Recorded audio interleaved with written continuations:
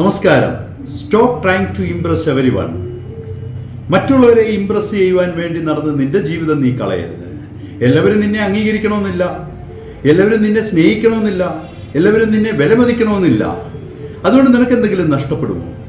ഇത്രയും കാലം ജീവിതത്തിൽ മറ്റുള്ളവരെ ഇംപ്രസ് ചെയ്യാൻ നടന്നിട്ട് എന്ത് നടന്നു? എന്തെങ്കിലും കിട്ടിയോ? പഴിയും പരാതിയും മാത്രമല്ലേ ലഭിച്ചിട്ടുള്ളൂ.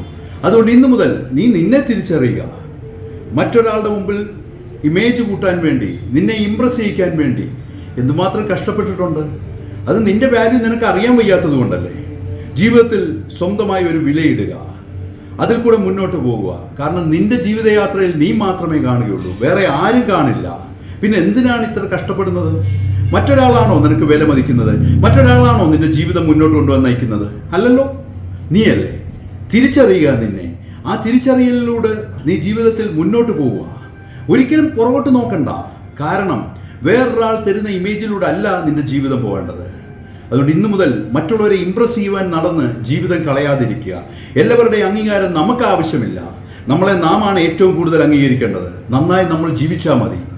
എല്ലാവരും വേണമെങ്കിൽ അവർ അംഗീകരിച്ചോളൂ. അവരുടെ അംഗീകാരം ഉണ്ടെങ്കിലും ഇല്ലെങ്കിലും നമ്മൾ ഈ ലോകത്തിൽ ജീവിക്കും. നിങ്ങളുടെ ജീവിതത്തിൽ മറ്റുള്ളവരുടെ അംഗീകാരം തേടി നടക്കാതെ സ്വയം വിജയിക്കട്ടെ എന്ന് ഞാൻ പ്രാർത്ഥിക്കുന്നു. ഞാൻ ഡോക്ടർ ഡഗ്ലസ്. ഞാൻ നിങ്ങളോടൊപ്പം ഉണ്ട്. Thank you.